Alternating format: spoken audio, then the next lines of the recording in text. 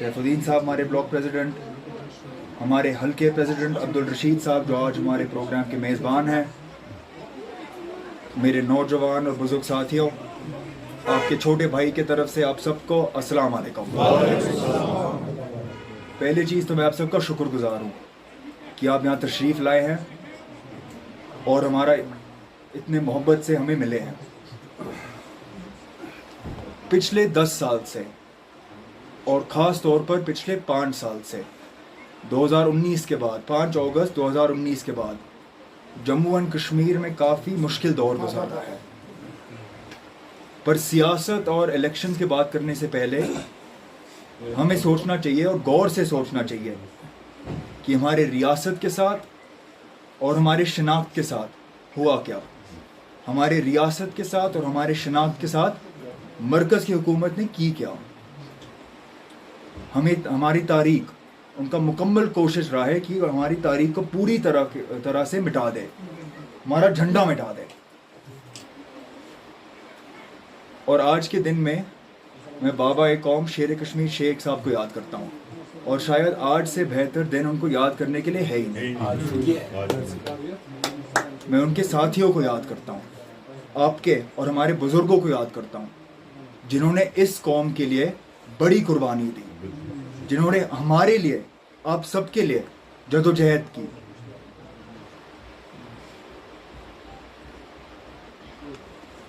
उन्होंने हमें गुलाम से इज्जतदार शहरी बनाया, उन्होंने हमें वकार दी, उन्होंने हमें बराबरी दी। पर आज जनाब ये सब खतरे में है। हमारा वकार खतरे में है, हमारा रियासत तो तहस नहस हो गया, शनाख्त वो तहस नहस करने की कोशिश कर रहे हैं। और आज की लड़ाई अब हमारी है। उनने उनका लड़ाई लड़ रही हमारे लिए, अब आगे वाले नस्लों के लिए वो लड़ाई हमारी है। और अगर हम इसमें नाकामयाब हुए या अगर हम इसमें पूरा दम नहीं लगाएंगे तो तारीख हमें कभी नहीं माफ करेगा। जो ज़मीन हमें शेख साहब ने लैंड टू टिलर के ज़रिए दी वो छीनी जा रही हैं। हमारी पानी, हमारे बाग, हमारा ज़मीन, हमारे सारे रिसोर्सेज, हमारे पहाड़, हमारा रेत, वो सब छीना जा रहा है। नौकरियां जिसको हमारे नौजवानों को जाना था वो बाहर जा रहे हैं। सारे ठेके जिसको हमारे लोगों को जाना था वो बाहर जा रहे हैं। सारे अफसर वो बाहर के हैं। क्या ये तरक्की है? इसमें जम्मू एंड कश्मीर क्या हासिल करेगा? हमें कुछ नहीं मिलता इससे। अगर ज़मीन हमारी, नौकरियां हमारे, पहाड़ हमारा, पानी हमारा, बिजली हमारा, तो इसके ऊपर पहला हक हमारा होना चाहिए, किसी बाहर वाले का नहीं। कश्मीर की पूरी आबादी में से 50% से ज्यादा लोग सेब के बिजनेस में जुड़े हुए हैं। या वो सेब को उगाते हैं, या वो सेब को मंडी में लेते हैं, या वो सेब को मंडी में बेचते हैं। 50% से ज़्यादा, मतलब अगर इस कमरे में हम 100 लोगों हैं, मतलब 50 लोग सेब के बिजनेस में जुड़े हुए हैं। हिंदुस्तान के 80% सेब कश्मीर से आते थे, पर अब ये बदल गया है। अब मरकज़ की हुकूमत ने शुरू किया है कि वो सेब दूसरे मुल्कों से लाएंगे। हमारे सेब में क्या कमी? पहले इसके ऊपर टैक्स लगा था कि अगर आप बाहर से इंपोर्ट करोगे सेब को 100% टैक्स, 50% टैक्स। पर अब मरकज़ की हुकूमत ने टैक्स को ना के बराबर कर दिया। अब वो सेब लाएंगे अफ़गानिस्तान से, ईरान से, अमेरिका से, चाइना से, साउथ अफ्रीका से। जो सेब हमारा कीमत वो आसमान तक था, अब वो ज़मीन तक गिर गया। और ये 50% लोग हैं, फिर उनका क्या? आज हमारे कश्मीरी किसान तरस रहे हैं, उनके सेब नहीं बिक रहे। ज़फ़रान का हाल कुछ ज़्यादा अलग नहीं है। उनके भी किसान, हमारे ज़फ़रान के किसान भी तरस रहे हैं। उनको पैसे, वो बैंक से पैसे लेने पड़ते हैं कर्जे में, कर्जे वो वापस दे नहीं सकते, फिर वो अपनी ज़मीन बेचते हैं, शेख साहब का दिया हुआ ज़मीन बेचते हैं, फिर उनका बचा क्या? पता नहीं मुझे कि वो हमारी बर्बादी अपनी तरक्की क्यों समझते हैं। हमारे नौजवान वो तालीम हासिल करते हैं, पैसे खर्चते हैं, तालीम हासिल करने के बाद वो बन जाते हैं डॉक्टर, वो बन जाते हैं इंजीनियर, वो बन जाते हैं वकील, वो बन जाते कुछ भी, पर रोजगार उनके लिए है नहीं। पिछले 10 साल में नए रोजगार के मौके तो आए हैं, पर वो गए कहाँ? सब बाहर। किसको मिले? हमें तो नहीं, वो सब बाहर गए हैं। जनाब, नौकरियां देने को दूर की बात है, जो हमारे नौजवान के पास नौकरी था आपने उनसे भी छीनकर किसी बाहर वाले को दे दिया। जब आप हमारी नौकरी छीनते हो, अब बस हमारा रोजगार नहीं छीन रहे, आप हमारी इज्जत भी छीन रहे हो। शेख साहब का दिया हुआ इज्जत अब वो भी छीन रहे हो। आप हमको पता नहीं फिर से गुलाम बनाने की कोशिश कर रहे हो। पिछले 10 साल से यहां असेंबली इलेक्शन हुए नहीं है। हुकूमत अफसर चला रहे थे, सब बाहर के। हुकूमत एलजी चला रहा था, वो बाहर का। और ये कोई सियासी हुकूमत नहीं थी, ये आपका और मेरा चुनावा हुकूमत नहीं था, ये कोई जमहूरी हुकूमत नहीं थी। पर सोचना पड़ेगा कि इनने किया क्यों। इनने ये किया क्योंकि जो हमारा रिश्ता है उनको वो तोड़ना था। जो हमारे तंजीम का रिश्ता है लोगों के साथ, वो उनको तोड़ना था। जो एक सियासतदान का रिश्ता है अवाम के साथ, वो उनको तोड़ना था। पर आज मुझे साफ तौर पर दिख रहा है कि वो इन 10 साल में नाकामयाब रहे, और इंशाल्लाह ये रिश्ता कभी टूटेगा नहीं, बल्कि हम इस रिश्ते को और भी मजबूत करेंगे और भी आगे चलाएंगे। तो आखिरी चीज मैं कहना चाहता हूँ, मेरे भाइयों और बुजुर्गों, ये कोई छोटी लड़ाई नहीं है, ये बस बिजली का लड़ाई नहीं है, ये बस रोजगार का लड़ाई नहीं है, ये एक बहुत बड़ी लड़ाई है। जैसे शेख साहब के वक्त में वो बड़ी लड़ाई थी, वो आज भी है, वो आज फिर से आ गया। इसमें मैं अकेले नहीं लड़ सकता, गया साहब अकेले नहीं लड़ सकते, जामिर अकेले नहीं लड़ सकता, आप अकेले नहीं लड़ सकते, उमर साहब नहीं अकेले लड़ सकता, क्योंकि मरकज और हमारे मुखालिफ वो अकेले नहीं है। मरकज है बीजेपी, आरएसएस, उनके बी टीम, सी टीम, डी टीम, और भी नए टीम आ रहे हैं। उनके अब इंडिपेंडेंट कैंडिडेट आ गए हैं, सारे प्रॉक्सी कैंडिडेट्स आ गए हैं, उनके हैं। राहुल जी ने कहा भी था कि अगर आप वोट नेशनल कॉन्फ्रेंस को या कांग्रेस को नहीं दोगे, वो सीधा बीजेपी के खाते में जाएगा। हर एक वोट जो आप नेशनल कॉन्फ्रेंस हमारे अल्बाइन को नहीं दोगे, या अगर आप कांग्रेस को नहीं दोगे, वो सीधा जा रहा है मरकज की हुकूमत को। तो अगर हमें ये लड़ाई को जीतना है, हमें हाथ में हाथ मिलाकर एक साथ पूरे जम्मू एंड कश्मीर को एक साथ आगे बढ़ना है। और इंशाअल्लाह रहमान हम हाथ में हाथ मिलाकर हम आगे बढ़ेंगे और हम आगे जीतेंगे। और एक चीज याद रखो, ये भूलना मत, ये कभी भूलना मत कि अगर आज हल नहीं तो कल नहीं। तो बहुत बहुत शुक्रिया जनाब। अल्लाह ताला सबके घरों का आबाद रखे। बहुत बहुत शुक्रिया। अस्सलाम वालेकुम। दया साहब, अब्दुल भट्ट साहब, गुलाम अहमद वानी साहब, अमीन साहब, अब्दुल रशीद साहब और दुरानी साहब, मेरे अजीज़ बुज़ुर्गों, नौजवान साथियों, भाइयों बहनों, आपको दिल से मेरी तरफ से अस्सलाम वालेकुम। पहली चीज़ तो बहुत बहुत शुक्रिया आप सब यहाँ आ जाए और हमारी बात यहाँ सुनने आए, इसके लिए दिल से बहुत बहुत शुक्रिया। बहुत कुछ है आज कहने के लिए, बहुत कुछ पिछले 10 साल से हुआ आया है। आप सबको पता होगा कि पिछले 10 साल यहाँ हालात क्या थे। तो मैंने इसके बारे में बहुत कुछ सोचा और मेरे मन में सिर्फ एक चीज़ रहा और वो थी इज़्ज़त की बात।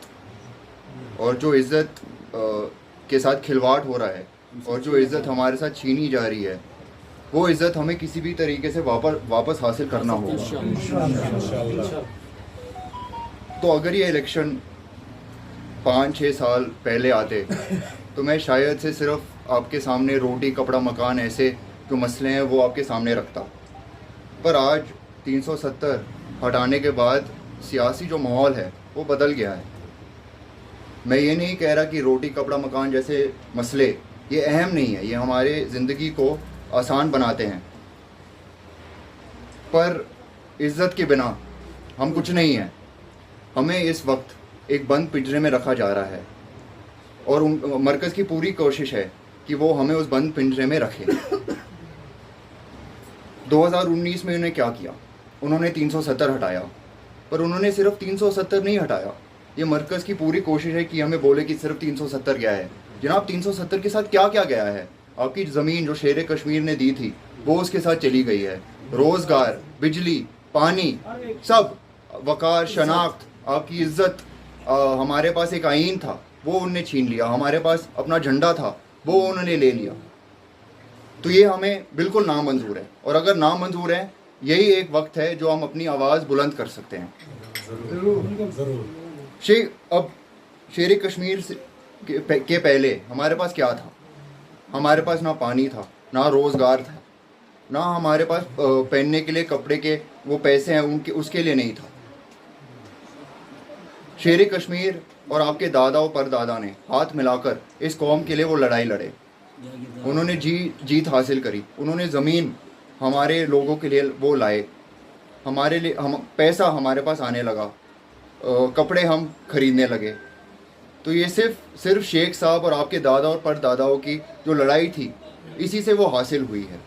आज ये बीजेपी और आरएसएस वाले जो हुकूमत है,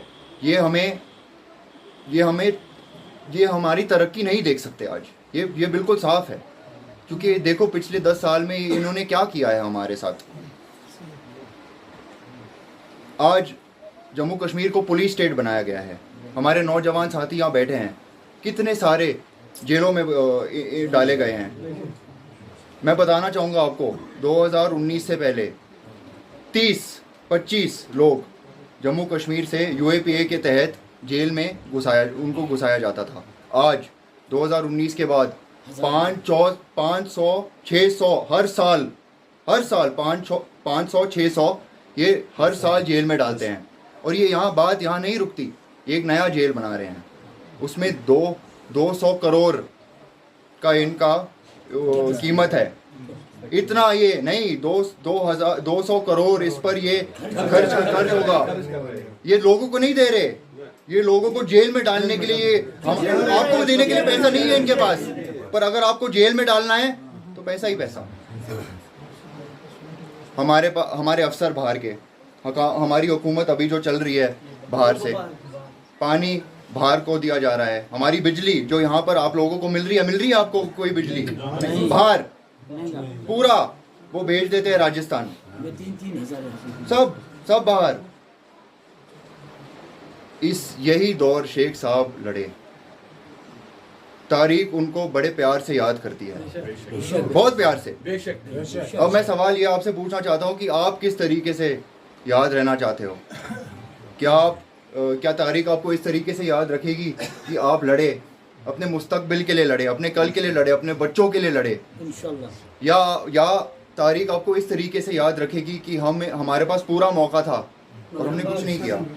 देखो जनाब, बात इतनी सी है, आज के बाद शायद हमें मौका ना मिले। हमें एक मौका मिल रहा है और वो है वोट के तहत, कि हम अपनी आवाज़ आगे करें, बुलंद करें, अपनी हुकूमत बनाएं। और सिर्फ आज ये हमारे पास मौका है। अब मैं ये आखिरी चीज़ कहना चाहूँगा कि अगर कोई आपकी लड़ाई आपके साथ लड़ सके तो वो है सिर्फ उमर साहब। और सिर्फ मैं ये नहीं कह रहा, ये मरकज़ भी जानती है। आपने देखा होगा कि मरकज़ ने क्या क्या किया उमर साहब को हराने के लिए। पहले हमने ज़्यादा नहीं सोचा, एक शख्स था जो जेल में था, वो बारामूला, उनके खिलाफ उनको लड़वाया। हमने इसके बारे में ज़्यादा सोचा नहीं था, चलो जीत गए। पर फिर हम गांधरबल आए और फिर एक नया शख्स जो जेल में है उसको खड़ा किया गांधरबल से। तो उमर साहब ने मशवरा करा पार्टी के लीडरों से और कहा कि यहाँ कुछ गड़बड़ है। तो हमने अपने सीनियर साथियों के साथ मशवरा कर एक प्लान बनाया। हमने कहा क्यों ना मैं, ज़ाहिर, डॉक्टर साहब जाए बीरवा, सुबह 9 बजे हम पहुँचे। और वल्लाह आपको ये यकीन नहीं होगा कि आधे घंटे पहुँचने के बाद वही शख्स जो जेल में था, आधे घंटे बाद उसकी बेटी कागज़ भरने आई बीरवा। आधे घंटे बाद मैंने उमर साहब को फ़ोन करा। मैंने कहा जनाब अब बिस्मिल्लाह कीजिए और आप जाइए वहाँ पे कागज़ भरिए, क्योंकि यहाँ ये पहुँच गई, बडगाम जाइए। और वो गए और उनको पता ही नहीं है कि मरकज़ को पता ही नहीं है कि क्या हुआ हमारे साथ। पर मेरा ये कहानी का मैं आपको ये कहना चाहूँगा कि यही है, आपकी आवाज़ को ये बिल्कुल दबाना चाहते हैं। उनको पता है कि नेशनल कॉन्फ्रेंस और उमर साहब एक वो आवाज़ हैं जो उनको पता है, इसलिए इतनी कोशिश करी उनको बारामूला से हराने की। पर ये आपकी खुशकिस्मती है कि वो यहाँ आए, अल्लाह ताला ने चाहा हम भी आ गए। देखिए जनाब, ये सिर्फ सियासी जंग नहीं है, हमें तरक्की भी करनी है। जैसे हमारे नौजवान साथी यहाँ बैठे हैं, ये भी सोच रहे होंगे कि हमारे आगे वाले दिन में क्या होगा। तो मैं ये कहना चाहूँगा और ये मैं गाया साहब से शेयर करना चाहूँगा, ये हमारा मैनिफेस्टो। इसमें पूरे तरीके से दिया हुआ है कि हम जो ये आगे तरक्की जो हम करना चाहेंगे जम्मू कश्मीर के लिए और ख़ास कर यहाँ गांधरबल में, पूरी तरीके से ये दिया गया है। यहाँ इसकी PDF कॉपी है मेरे पास। मैं ज़ाहिर गया साहब से शेयर करूँगा, जो आपके ब्लॉक लीडर हैं, वो मैं चाहूँगा कि आप सबको जाए, आप पूरा पढ़िए। अगर कोई सवाल हो हम सीधा हमारे से पूछिए, क्योंकि यही है आगे वाला रास्ता जम्मू कश्मीर के लिए। हम इसमें पूरे तरीके से बिजली, पानी, हमारे नौजवानों के लिए तरक्की, ड्रग्स का मसला है, स्पोर्ट्स का मसला है, हमारे नौजवानों के पास काम नहीं है, हम ये 1 लाख हम रोज़गार देंगे। और आखिरी चीज़ मैं कहना चाहूँगा कि यहाँ जो हमारा रिश्ता है, हमारा ताल्लुक़ है, यहाँ ख़त्म नहीं होता। उमर साहब तो आपकी नुमाइंदगी वो तो करेंगे ही करेंगे, पर मैं ये वादा दे सकता हूँ आपसे कि ना मैं कोई सीट के लिए आया हूँ, ना मैं कोई कुर्सी के लिए आया हूँ, ना मैं कोई कुछ जो भी ये लोग कहते हैं, मैं इसके लिए नहीं आया हूँ। इलेक्शन होने के बाद मैं ये वादा करता हूँ कि हर महीने मैं और ज़ाहिर यहाँ पहुँचेंगे, आपकी और एक महीने में हम एक बार नहीं, हो सकता है कि 2-3 बार भी यहाँ पहुँचे, आपका काम करे। और जो भी आपकी बात हो हम सीधा हमारे पास, ज़ाहिर के पास, गया साहब के पास आप डालें, पूरे तरीके से आपका काम होगा। जो पहले हुआ था वो अब हम पूरी तरीके से आपका काम करें। ठीक है, आपका बहुत बहुत शुक्रिया। गांधरबल की सरजमीन का हमारा बड़ा करीबी ताल्लुक़ रहा है। बड़े दादा शेर कश्मीर ने अपनी सियासत यहाँ से शुरू की थी। बड़े दादी मादरे मेहरबान यहाँ से MP बने। डॉक्टर साहब दादाजी यहाँ से 3 बारी MLA बन चुके हैं, यहाँ की लोगों की खिदमत की है। उमर साहब यहाँ से MLA बन चुके हैं, इस बारी वो यहाँ से लड़ रहे हैं और इंशाल्लाह ताला वो जीत हासिल करेंगे। देखिए, सपोर्ट है, हमेशा से रहा है और हमेशा से रहेगा। हम यहाँ पर सिर्फ एक काम करने आए हैं, वो हमारे जो मैनिफेस्टो के जो पॉइंट्स हैं वो हम घर घर तक लोग तक हम पहुँचाना चाहते हैं। वो मैंने खुद अपने कंधों पर ये काम लिया है और मैं घर घर जाकर हमारे मैनिफेस्टो को लोगों के सामने पहुँचाऊँगा। हमारा फ़र्ज़ बनता है, ऐसे कोई बात नहीं है, हमारा फ़र्ज़ बनता है कि हम लोगों तक जाए, हमारा काम है। अगर हम नहीं जाएंगे तो कौन जाएगा? घर घर हम जाना हमारा काम है, और हम लोगों के साथ कनेक्ट करना चाहते हैं, उनकी बात सुनना चाहते हैं, अपनी बात डालना चाहते हैं। कि 10 साल यहाँ हुकूमत नहीं रही है, लोगों के पास ना आवाज़ है, ना किसी के पास जाने के लिए ना कोई जो उनके पास वो जा सकते हैं। ड्रग्स का मसला है, पढ़ाई का मसला है, काम का मसला है। अगर जैसे मैं नौजवान हूँ, अगर मैंने 5-6 साल निकाला पढ़ने के लिए, तो फिर उसके बाद क्या मिलेगा मुझे? कोई काम है नहीं। तो इसलिए हम ये वादा करते हैं कि अगर हम आए तो 1 लाख से ज़्यादा हम रोज़गार लोगों को देंगे, हमारे नौजवान को देंगे, ताकि वो पढ़ें। जैसे शेख साहब ने बड़े अच्छे तरीके से जम्मू कश्मीर की आवाम को उनको पढ़ाया, क्योंकि उनको पता है, और वो भी मुफ्त में पढ़ाया, क्योंकि उनको पता है कि अगर जम्मू कश्मीर को आगे जाना है तो हमारे नौजवान को हमें पढ़ाना पड़ेगा, और वो भी मुफ्त में पढ़ाना पड़ेगा। और तभी हमारे नौजवान पढ़ेंगे जब उनके पास आगे रोजगार दिखेगा।